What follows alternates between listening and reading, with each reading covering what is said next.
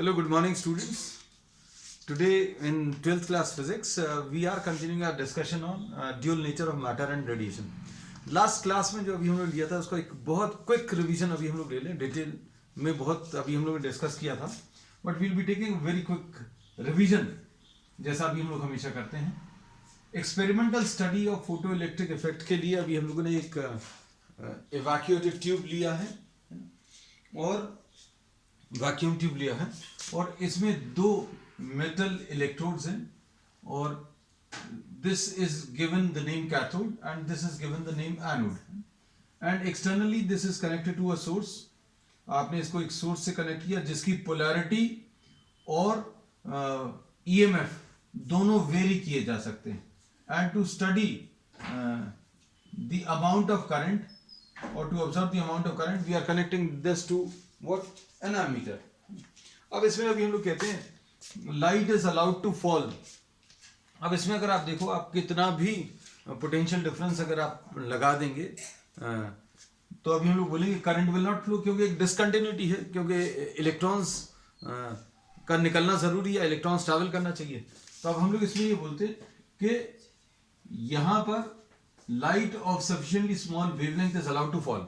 Light इसके ऊपर गिरेगी and since light is made up of photons, therefore the photons will strike with the surface and electrons will be emitted. electrons यहाँ पर emit होंगे, यहाँ पर light गिरेगी, इसमें से electrons निकलेंगे और electrons जो हैं these will be collected in the space between the two electrodes. इन दोनों के बीच में कलेक्ट हो जाएंगे और इसको बच्चों हम लोग स्पेस चार्ज बोलते हैं, है ना. हम लोगों ने इसमें ये बोला था कि अब लाइट इसके ऊपर लगातार गिर रही है, फोटॉन्स कंटिन्यूअसली स्ट्राइक कर रहे हैं, electrons are emitted continuously. So electrons will now try to travel towards the anode, but the space charge, यहां पर जो इलेक्ट्रॉन्स ऑलरेडी अक्यूमुलेट हो गए, ये कौन से वाले इलेक्ट्रॉन्स हैं जिनकी काइनेटिक एनर्जी बहुत ज्यादा नहीं है ना, तो ये यहां पर कलेक्ट हो गए. तो इलेक्ट्रॉन जैसे ही कोई निकलेगा इधर की तरफ ट्रैवल करने की कोशिश करेगा तो स्पेस चार्ज उसको रिपेल कर देगा वापस. लेकिन अभी हम लोग इसमें बोलते हैं कुछ ऐसे इलेक्ट्रॉन्स रहेंगे जिनकी काइनेटिक एनर्जी इतनी ज्यादा होगी कि वो इस स्पेस चार्ज के इफेक्ट को भी ओवरकम करके एनोड तक पहुंचेंगे and this will constitute a current. This was the case when no EMF was applied. जब आपने कोई ईएमएफ अप्लाई नहीं किया तो भी एक करंट मिलेगा, क्योंकि अभी हम लोगों ने इसमें यह बताया था कि kinetic energy of the emitted electrons lies between 0 and E minus pi, or we say that kinetic energy of the emitted electrons will be lying between hc by lambda minus pi. 0 से E minus pi, तो मतलब अलग अलग kinetic energy के electrons निकलेंगे. अब हम लोगों ने इसमें ये बोला कि कुछ इलेक्ट्रॉन्स ऐसे रहेंगे जिनकी एनर्जी कम रहेगी और ये स्पेस चार्ज, जैसे ही इलेक्ट्रॉन निकला स्पेस चार्ज ने उसको रिपेल किया, ये वापस कैथोड पर चला गया. अब इसके बाद कुछ इलेक्ट्रॉन्स ऐसे रहेंगे जिनकी काइनेटिक एनर्जी इतनी ज्यादा रहेगी कि इसके रिपल्शन को ओवरकम करके इधर पहुंचेंगे and in the external circuit these will move from anode to cathode and this will constitute a current in the circuit which will be termed as photo current है. तो ये एस्पेक्ट्स बच्चों अभी हम लोग बहुत डिटेल में पिछली क्लास में डिस्कस किए. We are just taking a quick revision. अब इसके बाद अभी हम लोगों ने बोला कि जीरो पोटेंशियल पर भी, अभी हम लोग बोलेंगे जीरो पोटेंशियल डिफरेंस पर भी आपको एक करंट मिल रहा है. क्यों मिल रहा है? क्योंकि फोटॉन्स इसके ऊपर स्ट्राइक कर रहे हैं, इलेक्ट्रॉन्स निकल रहे हैं और जिन इलेक्ट्रॉन्स की काइनेटिक एनर्जी ज्यादा है वो इस स्पेस चार्ज के इफेक्ट को भी ओवरकम करके यहां पहुंचते हैं और उसकी वजह से करंट आता है. अब उसके बाद क्या किया था अभी हम लोगों ने? We made this positive. हम लोगों ने इसमें anode is given a positive potential with respect to the cathode, and what happens, the space charge, जो चार्ज यहां पर accumulate हो जाता है वो डिक्रीज हो जाएगा. the effect of the space charge, effect of space charge decreases, space charge का इफेक्ट डिक्रीज होगा और lesser kinetic energy electrons will now reach the anode. Come kinetic energy वाले इलेक्ट्रॉन्स भी इधर पहुंचेंगे, स्पेस चार्ज कम होगा. अब ये पॉजिटिव पोटेंशियल बच्चों स्पेस चार्ज को तो कम करता ही है, और क्या करता है, इलेक्ट्रॉन्स को पुल करता है अपनी तरफ। तो दो इफेक्ट्स के कारण फोटो करंट इंक्रीज होगा। So if this anode is made positive with respect to the cathode, what will happen, the number of electrons which are reaching the anode will start increasing, बढ़ना शुरू हो जाएगा। अब इस anode potential को आप और पॉजिटिव कर दो बच्चों, positive potential of anode, if this is increased, then what happens, the photo current also increases, photo current increase होगा। और एक ऐसी स्टेज आएगी फोटो करंट तो इंक्रीज होगा, स्पेस चार्ज भी डिक्रीज होगा। स्पेस चार्ज मतलब जो चार्जेस यहां पर कलेक्ट हो गए थे या एक्यूमुलेट हो गए थे वो भी धीरे धीरे कम होने लगेंगे। और एक ऐसी स्टेज आएगी जब यहां पर कुछ भी इलेक्ट्रॉन्स नहीं बचेंगे और जितने इलेक्ट्रॉन्स इधर से एमिट हो रहे थे वो सारे के सारे एनोड पर कलेक्ट हो जाएंगे। And we say that at this stage the photo current has become maximum. तो अब इसमें जो वेरिएशन आता है बच्चों, ऐसा कुछ मिलता है।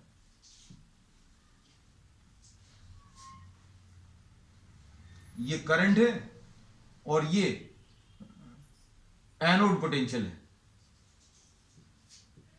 तो इसमें देखो अभी हम लोगों ने बताया था कि जीरो पोटेंशियल पर भी कुछ करंट मिल रहा है, फिर एनोड का पॉजिटिव पोटेंशियल इंक्रीज करो तो फोटो करंट बढ़ता जाएगा, और अगर आपने इंक्रीज कर दिया एनोड पोटेंशियल तो और फोटो करंट इंक्रीज होगा। और इसमें एक ऐसी स्टेज आएगी when the photo current becomes maximum, और ये मैक्सिमम करंट जो है बच्चों ये सैचुरेशन करंट कहलाता है। ये मैक्सिमम करंट क्यों आ गया, इसका रीजन क्या है, मैक्सिमम करंट इसलिए आया क्योंकि जितने इलेक्ट्रॉन्स इधर से एमिट हो रहे थे वो सारे के सारे एनोड ने अब कलेक्ट कर लिए। कम एनर्जी वाले, ज्यादा एनर्जी वाले, सारे के सारे इलेक्ट्रॉन्स एनोड पर कलेक्ट हो गए। So current has become maximum and this has reached its saturation value. अब अगर आपको करंट को इंक्रीज करना है then you have to increase the rate of emission of electrons. यहां से इलेक्ट्रॉन्स के निकलने का रेट बढ़ाना पड़ेगा अगर आपको इसके बाद करंट को बढ़ाना है। तो अब हम लोग इसमें क्या कहते हैं कि अगर आपको यहां से इलेक्ट्रॉन्स के निकलने का रेट अगर बढ़ाना है तो हम लोग क्या करेंगे, ज्यादा इंटेंस लाइट ले लेंगे। ज्यादा इंटेंसिटी की आप लाइट लोगे तो ज्यादा फोटॉन स्ट्राइक करेंगे, फिर ज्यादा इलेक्ट्रॉन्स निकलेंगे और फोटो करंट फिर बढ़ेगा। But we'll be discussing this aspect at a later stage. फिर इसके बाद अभी हम लोगों ने क्या किया था, we had given this a negative potential. बच्चों इसको नेगेटिव पोटेंशियल दे दिया।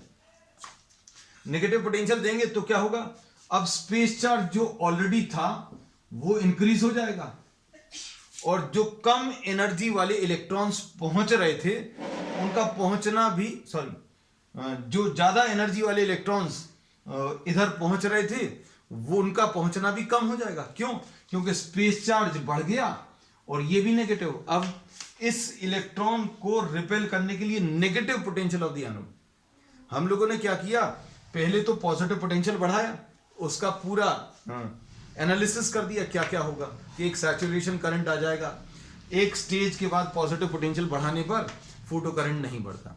उसके बाद फिर अभी हम लोगों ने अब दूसरा एस्पेक्ट लिया, now we are making anode negative with respect to the cathode.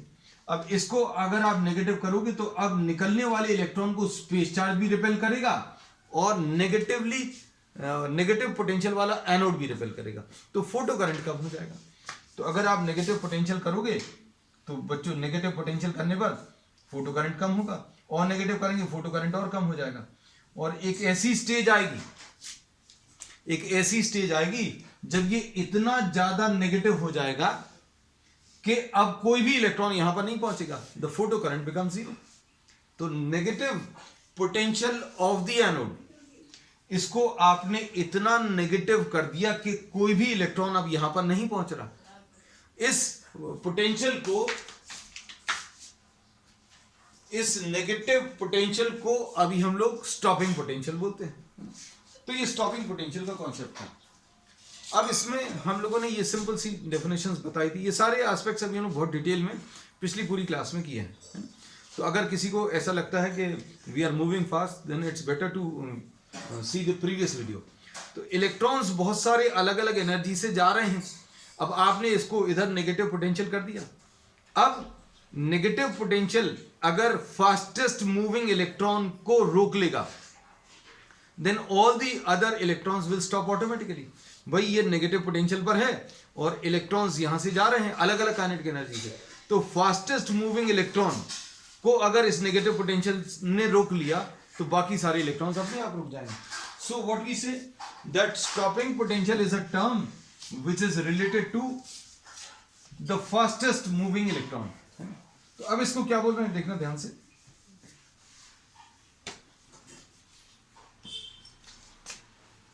V0 stopping potential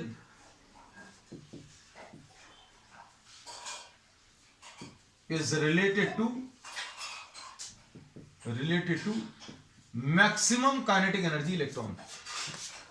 अब इसमें स्टॉपिंग पोटेंशियल का रिलेशन भी अभी हम लोगों ने डिराइव किया था और क्या बोला था, फास्टेस्ट मूविंग इलेक्ट्रॉन जैसे जैसे पास में जाएगा तो काइनेटिक एनर्जी कम होती जाएगी और पोटेंशियल एनर्जी इंक्रीज होती जाएगी, and EV0 will be the work done by the negative potential will be equal to what, K maximum, और EV0 will be equal to hc by lambda minus phi। इससे V0 की value hc by lambda E minus phi by E, ये relation आया था। ठीक, अब इतना part बच्चों अभी हम लोग कल कर चुके थे, ये डिस्कस ऑल दिस। अब इसमें ग्राफ्स का थोड़ा सा एस्पेक्ट अभी हम लोगों ने लास्ट में कहा था that we will be discussing this once again. अब क्योंकि ग्राफ्स डिस्कस करने थे तो अब हम लोगों को ये सारी चीजें आपको रिवाइज करानी पड़ी। वैसे भी अभी हम लोग रिवाइज करते ही हैं पिछली क्लास का। अब देखो इसमें अभी हम लोगों ने ये बोला कि अगर आप पॉजिटिव पोटेंशियल बढ़ाओगे तो पॉजिटिव पोटेंशियल बढ़ाने पर फोटो करंट इंक्रीज होता है एंड इट बिकम्स मैक्सिमम। इस करंट को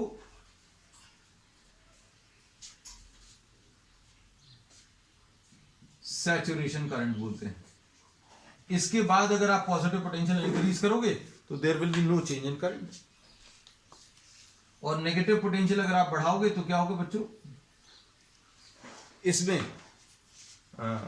फोटो करंट कम होता जाएगा। नेगेटिव पोटेंशियल फोटो करंट कम हो गया, और नेगेटिव कर दिया तो फोटो करंट और कम हो गया, and this will be what, the stopping potential. अब आप अगर ज्यादा इंटेंस लाइट लोगे, ज्यादा इंटेंसिटी की लाइट लोगे तो क्या होगा, ज्यादा नंबर ऑफ फोटॉन स्ट्राइक करेंगे। इस वाले में अभी हम लोगों ने बोला कि if you are taking more intensity light, उसी वेवलेंथ की आपने ज्यादा इंटेंसिटी की लाइट ले ली। ज्यादा इंटेंसिटी का मतलब 40 वॉट बल्ब की जगह 60 वॉट बल्ब ले लिया, तो क्या होगा, ज्यादा फोटॉन स्ट्राइक करेंगे, ज्यादा इलेक्ट्रॉन्स निकलेंगे, मतलब फोटो करंट भी ज्यादा आएगा। लेकिन स्टॉपिंग पोटेंशियल में कोई चेंज नहीं आएगा, क्यों, इंटेंसिटी का कोई टर्म नहीं है इसमें। देखो nothing, there is no term related to intensity. So we say that if intensity is increased then V0 remains same, but photo current increases। तो बच्चों फोटो करंट जो है इसमें इंक्रीज हो जाएगा। लेकिन देखो सारे ग्राफ्स में अभी हम लोगों ने स्टॉपिंग पोटेंशियल बच्चों सेम लिया। ये इंटेंसिटी I1 है, ये इंटेंसिटी I2 है, और ये इंटेंसिटी I3 है। So I3 will be greater than I2 will be greater than I1। ठीक है, तो पहला ग्राफ बच्चों ये है किसका, photo current versus anode potential for 3 different intensities. फिर इसके बाद है नेक्स्ट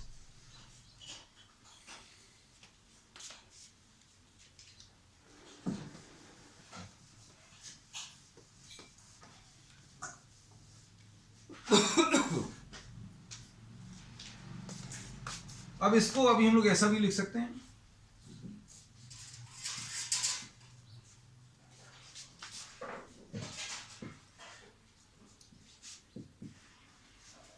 इसमें स्टॉपिंग पोटेंशियल में अभी हम लोगों ने क्या किया बच्चों, c बाय लेमडा को न्यू लिख दिया फ्रीक्वेंसी. तो we can have another graph for stopping potential versus v nought versus frequency. Frequency अगर आप बढ़ाओगे, ज्यादा फ्रीक्वेंसी वाली लाइट अगर आएगी, मतलब फोटॉन्स की एनर्जी ज्यादा होगी, मतलब बाहर निकलने वाले इलेक्ट्रॉन्स की एनर्जी भी ज्यादा होगी, तो उनको रोकने के लिए ज्यादा स्टॉपिंग पोटेंशियल चाहिए पड़ेगा. Larger the value of frequency, larger will be what, the stopping potential. और दोनों के ऊपर पावर 1 है, तो मतलब ग्राफ जो है स्ट्रेट लाइन आने वाला है. स्टॉपिंग पोटेंशियल बच्चों अभी हम लोग ने पिछले क्लास में बहुत डिटेल में डिस्कस किया है. हमने बोला आज भी रिवाइज भी करा है. It is the negative potential given to the anode. अभी एनोड को आपने इतना नेगेटिव कर दिया कि यहां से निकलने वाले इलेक्ट्रॉन्स यहां पर नहीं पहुंच पा रहे. नाम ही है इसका स्टॉपिंग पोटेंशियल. आज बच्चों अभी हम लोग स्ट्रेस मेनली किस पे, ग्राफ पे देना है. ये सारे एस्पेक्ट्स अभी हम लोग पिछले वीडियो में बहुत डिटेल में डिस्कस कर चुके हैं, है ना. तो we are just taken a quick revision just to start these topics, है ना. अब इसमें क्या बोला है कि अगर आप फ्रीक्वेंसी बढ़ाओगे, अगर आप फ्रीक्वेंसी बढ़ाओगे तो स्टॉपिंग पोटेंशियल बढ़ेगा. फ्रीक्वेंसी ऑफ फोटॉन्स अगर आप बढ़ाओगे, ज्यादा फ्रीक्वेंसी वाले जो फोटॉन्स रहेंगे उनकी एनर्जी ज्यादा रहेगी, और वो जब इलेक्ट्रॉन से स्ट्राइक करेंगे तो इलेक्ट्रॉन्स, निकलने वाले इलेक्ट्रॉन्स की काइनेटिक एनर्जी भी ज्यादा होगी. और ज्यादा एनर्जी वाली चीज अगर जा रही तो उसको रोकने के लिए पोटेंशियल भी ज्यादा चाहिए पड़ेगा. तो अब इसमें अभी हम लोग बोलते हैं इन दोनों के बीच का जो ग्राफ है वो स्ट्रेट लाइन मिलता है, और ये ऐसा कुछ मिलता है. अब ऐसा क्यों है, क्योंकि इसमें अगर आप फ्रीक्वेंसी को कम करोगे, फ्रीक्वेंसी को कम करोगे तो स्टॉपिंग पोटेंशियल कम होगा. देखो हमने बोला फ्रीक्वेंसी को आपने कम किया तो स्टॉपिंग पोटेंशियल कम हो गया. फ्रीक्वेंसी को और कम किया, फ्रीक्वेंसी को और कम किया तो स्टॉपिंग पोटेंशियल और कम हो गया. फ्रीक्वेंसी को और कम किया तो बच्चों स्टॉपिंग पोटेंशियल और कम हो गया. लेकिन फ्रीक्वेंसी को आप इससे कम नहीं कर सकते. किससे? ये थ्रेशोल्ड फ्रीक्वेंसी है. क्योंकि अगर आपने frequency of incident light threshold frequency से कम कर ली तो क्या होगा, no emission of electrons will take place. अब इलेक्ट्रॉन्स का अगर एमिशन ही नहीं हो रहा तो इलेक्ट्रॉन्स को रोकने की बात ही नहीं आएगी. तो स्टॉपिंग पोटेंशियल तो तब आता है जब इलेक्ट्रॉन्स निकल रहे हैं. तो अब हम लोग बोलते हैं if nu is smaller than nu zero then no emission takes place. और कोई एमिशन नहीं हो रहा, इसलिए फिर हम लोग किसकी बात नहीं करेंगे, हम लोग कहीं पर भी इसमें फिर स्टॉपिंग पोटेंशियल की बात नहीं करेंगे. अब इसके बाद नेक्स्ट इसमें एक ग्राफ है बच्चों, देखना.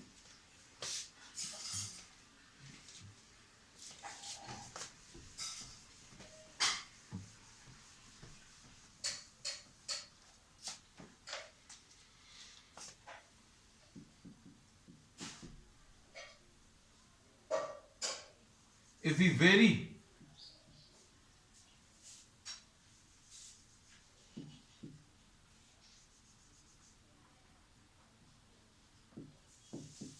three cases for nu 1, nu 2 and nu 3, तीन अलग अलग फ्रीक्वेंसी की लाइट ले ली.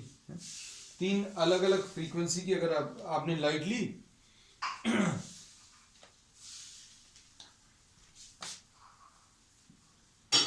और stopping potential, sorry anode potential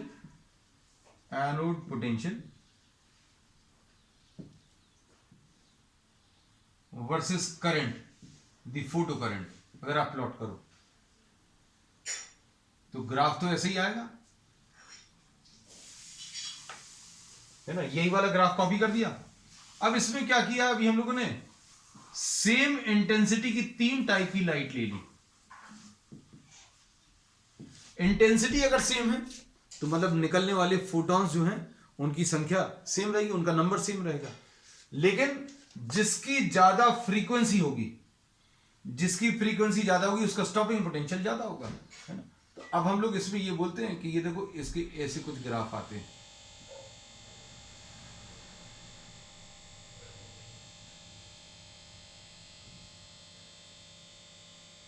ये किसके लिए? जिसकी फ्रीक्वेंसी ज्यादा है, nu3, nu2 and nu1.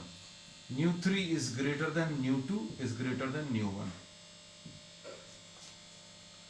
और जिसकी फ्रीक्वेंसी ज्यादा है उसका स्टॉपिंग पोटेंशियल ज्यादा रहेगा.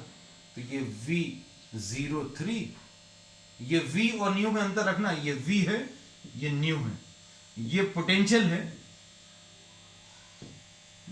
ये V03, ये बच्चों V02 आएगा और ये वाला V01. तो अगर फ्रीक्वेंसी ज्यादा है तो स्टॉपिंग पोटेंशियल भी ज्यादा आएगा.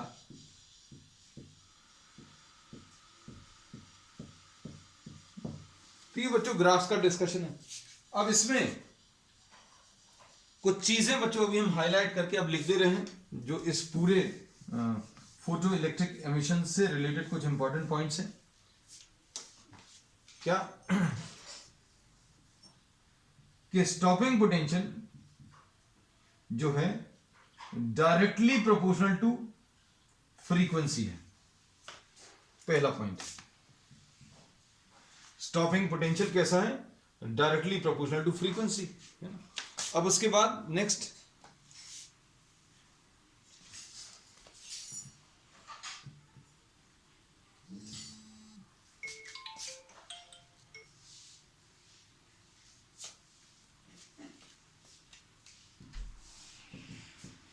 there exists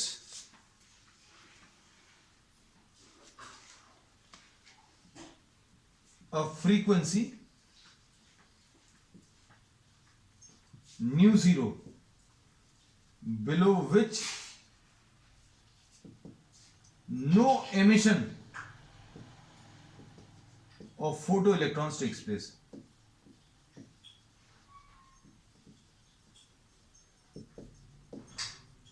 इसको अभी हम लोग क्या बोलते हैं? इसको अभी हम लोग थ्रेशोल्ड फ्रीक्वेंसी बोलते हैं. ठीक है. अब के मैक्सिमम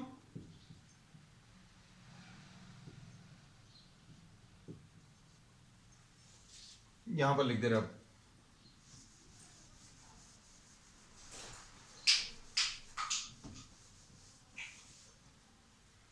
थर्ड वाला के मैक्सिमम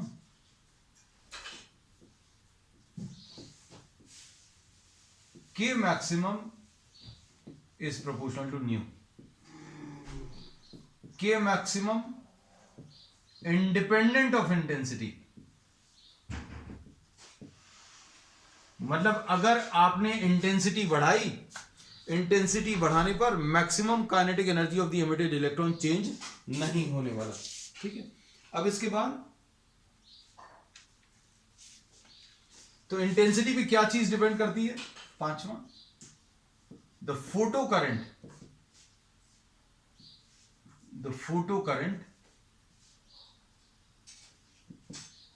इंक्रीजेस विद इंटेंसिटी. अगर आप इंटेंसिटी ऑफ लाइट बढ़ाओगे, इंसिडेंट लाइट की अगर आप इंटेंसिटी बढ़ाओगे तो ज्यादा फोटोन स्ट्राइक करेंगे और ज्यादा इलेक्ट्रॉन्स निकलेंगे, मतलब फोटो करंट बढ़ेगा. ठीक. अब इसके बाद बच्चों क्या है next?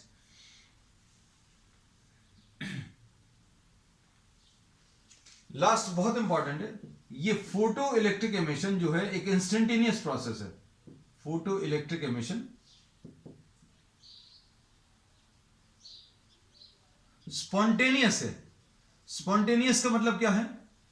As soon as the light falls on the metal surface emission of electron starts.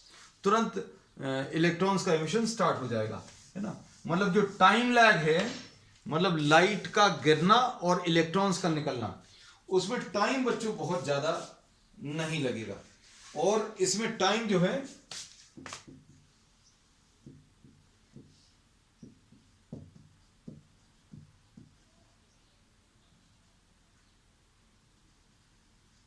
बहुत कम आने वाला है. The time lag between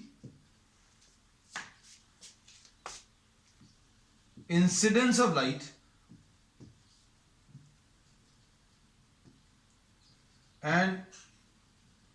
emission of electrons is very very very small, बहुत कम है, ठीक है। अब इसके बाद नेक्स्ट इसमें बच्चों एक है अब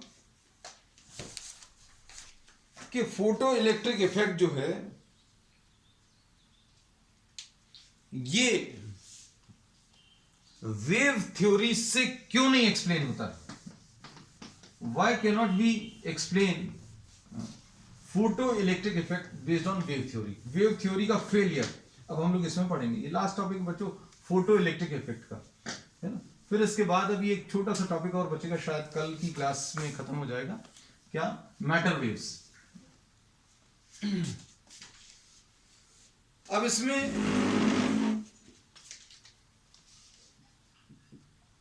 फेलियर ऑफ वेव थ्योरी,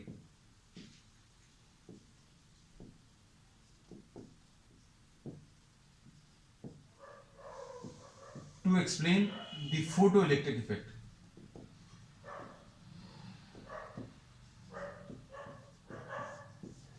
इसमें अभी हम लोग ये कहते हैं कि लाइट ट्रैवल्स, लाइट जो है this travels in the form of EM waves, electromagnetic waves के फॉर्म में ट्रैवल करती है, ये वेव थ्योरी ये बोलती है ना। अब इसमें क्या बोला कि इसमें जो एनर्जी का डिस्ट्रीब्यूशन है वो यूनिफॉर्म है। मतलब इसमें अभी हम लोग ये बोलेंगे कि अगर आपने ज्यादा इंटेंसिटी की लाइट किसी मेटल सरफेस पर गिराई तो क्या होगा, एम्पलीट्यूड, इंटेंसिटी किसके ऊपर डिपेंड करती है, एम्पलीट्यूड के ऊपर। तो एम्पलीट्यूड ऑफ इलेक्ट्रोमैग्नेटिक वेव्स या इलेक्ट्रिक फील्ड और मैग्नेटिक फील्ड इंक्रीज होगा, मतलब ज्यादा इंटेंसिटी मतलब ज्यादा एनर्जी, है ना। और वेव थ्योरी यही बोलती है बच्चों, जितनी ज्यादा इंटेंसिटी होगी, greater the intensity,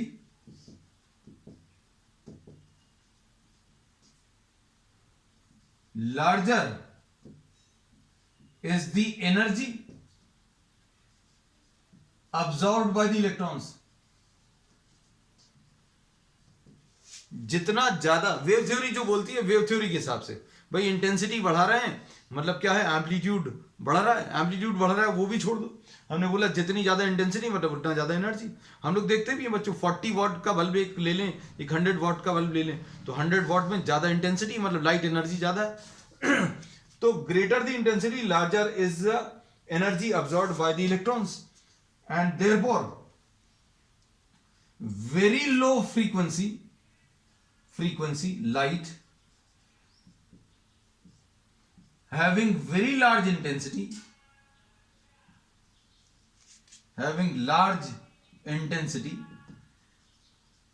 मतलब फ्रीक्वेंसी आप कम रखो और बहुत ज्यादा इंटेंसिटी की लाइट ले लो, तो क्या होगा, इंटेंसिटी ऑफ लाइट बढ़ाने की वजह से कितनी भी कम फ्रीक्वेंसी की लाइट इसमें इलेक्ट्रॉन्स का एमिशन करा पाएगी। वेव थ्योरी के हिसाब से तो यही बोलते हैं कि भाई इंटेंसिटी बढ़ाओगे एनर्जी बढ़ेगी। तो very low frequency light having large intensity should be able to emit electrons. कितनी भी कम फ्रीक्वेंसी की लाइट जो है आप ज्यादा इंटेंसिटी की ले लो और मेटल सरफेस पर गिराओ तो उसमें से इलेक्ट्रॉन्स निकलने लगेंगे, लेकिन ऐसा नहीं होता। हम लोग ये देखते हैं कि कितनी भी कम नहीं कर सकते, आपको फ्रीक्वेंसी न्यू जीरो से ज्यादा रखनी पड़ती है। उससे कम अगर आप करोगे, उससे कम न्यू जीरो से, if but it is seen if nu is smaller than nu zero. Mu zero क्या है, threshold wavelength, threshold frequency. If nu is smaller than nu zero, no emission takes place. कोई भी emission electrons का possible नहीं होगा, है ना। तो मतलब यहां पर वेव थ्योरी का फेलियर है।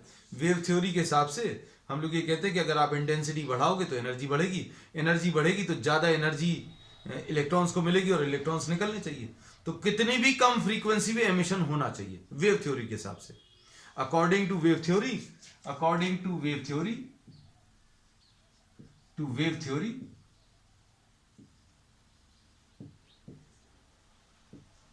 emission of electrons is possible for any frequency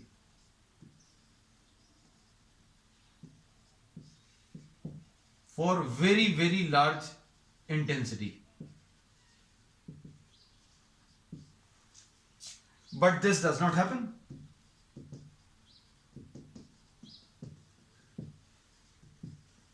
ऐसा कुछ होता नहीं है. हम लोगों को जो फ्रीक्वेंसी है वो थ्रेशोल्ड फ्रीक्वेंसी से ज्यादा रखनी पड़ती है. एक तो केसी हो गया. दूसरा, अब हम लोग ये कहते हैं कि वेव्स जो हैं वो वेव फ्रंट्स के फॉर्म में ट्रैवल करती है. जैसे पानी के सरफेस पर वेव फ्रंट्स जो जनरेट होते हैं वो सर्कुलर शेप के होते हैं, है ना. और इसमें अब हम लोग ये बोलते हैं कि अगर आपने वेव थ्योरी ली तो वेव थ्योरी के हिसाब से light will be travelling in the form of wave fronts, therefore energy will be distributed. Energy at this stage will be distributed to many number of electrons. मतलब ये अगर किसी metal surface पर strike कर रही है, ये मेटल है मान लीजिए, तो यहां पर ये जो एनर्जी है ये बहुत सारे इलेक्ट्रॉन्स में डिस्ट्रीब्यूट हो जाएगी, है ना. तो energy absorbed per electron per unit time will be very small. हम लोगों ने बोला वेव थ्योरी में जो एनर्जी इलेक्ट्रॉन्स को मिलेगी वो बहुत सारे इलेक्ट्रॉन्स में डिवाइड हो जाएगी. तो energy absorbed by the electrons bye each electron will be very small. अगर आपने ये एनर्जी बहुत सारे इलेक्ट्रॉन्स में ट्रांसफर करी तो क्या होगा? Energy absorbed by each electron will be very small. So we say that the energy absorbed per electron per unit time will be very small. मतलब लगातार आप वेव्स के फॉर्म में लाइट ट्रैवल कर रही है, मेटल सरफेस पर strike कर रही है, और ये एनर्जी, जो भी एनर्जी यहां पर पहुंच रही है वो बहुत सारे इलेक्ट्रॉन्स में डिवाइड हो रही है. तो किसी एक इलेक्ट्रॉन को बाहर निकालने के लिए वर्क फंक्शन तो चाहिए. तो वर्क फंक्शन मतलब मिनिमम एनर्जी जो उसको बाहर निकालने के लिए चाहिए, उतनी एनर्जी अब्सॉर्ब करने में इसको कई घंटे लग सकते हैं वेव थ्योरी के हिसाब से. कि मतलब क्या होगा, लाइट गिरेगी, लाइट यहां पर पहुंची वेव के फॉर्म में और इसने पूरी एनर्जी बहुत सारे इलेक्ट्रॉन्स में डिवाइड कर दी, और एक इलेक्ट्रॉन को बाहर निकालने के लिए टाइम बहुत ज्यादा लगेगा. क्यों? क्योंकि ये जो एनर्जी अभी हम लोग कह रहे हैं, ये लाइट ट्रैवल की और ये जो वेव, लाइट की जो वेव यहां पर पहुंची, वो एनर्जी बहुत सारे इलेक्ट्रॉन्स में डिवाइड हुई. And before the electron actually comes out it will take many number of hours. Calculations करके दिखाया जा सकता है, लेकिन ऐसा नहीं होता. हम लोग ये देखते हैं कि लाइट जैसे ही गिरती है वैसे ही इलेक्ट्रॉन्स का एमिशन स्टार्ट हो जाता है. तो वेव थ्योरी के ये दो एस्पेक्ट्स जो हैं, ये this fails to explain the photo electric emission. Photo electric emission में हम लोग देखते हैं कि एक फ्रीक्वेंसी से ज्यादा फ्रीक्वेंसी की लाइट अगर डालेंगे तो ही एमिशन होगा. वेव थ्योरी क्या बोलती है कि भैया आप कम फ्रीक्वेंसी भी ले लो लेकिन ज्यादा इंटेंसिटी वाली ले लो तो ज्यादा एनर्जी होगी, तो इलेक्ट्रॉन्स निकलने ही चाहिए, लेकिन ऐसा नहीं होता. फिर दूसरी चीज कि जो लाइट की जो वेव ट्रैवल कर रही है वो बहुत सारे इलेक्ट्रॉन्स को एनर्जी ट्रांसफर करती है, और ये जो वेव पहुंची लाइट की यहां पर बहुत सारे इलेक्ट्रॉन्स को एनर्जी देगी, and the energy required to remove the electron from the metal surface which is termed as work function, उतनी एनर्जी देने में लाइट को बहुत सारे घंटे लग जाएंगे. मतलब जब लाइट गिराओगे उसके कई घंटे बाद यहां से इलेक्ट्रॉन्स का एमिशन स्टार्ट होना चाहिए वेव थ्योरी के हिसाब से, but this is not found to be true. आप देखते हैं फोटो इलेक्ट्रिक एमिशन जो है वो क्या है, वो एक स्पॉन्टेनियस प्रोसेस है. मतलब जैसे ही लाइट गिरेगी वैसे ही emission of electrons takes place. तो बच्चों अब आज के लिए इतना ही. We will continue with one more topic which is left in this chapter, matter waves, on the next one. That's all for today.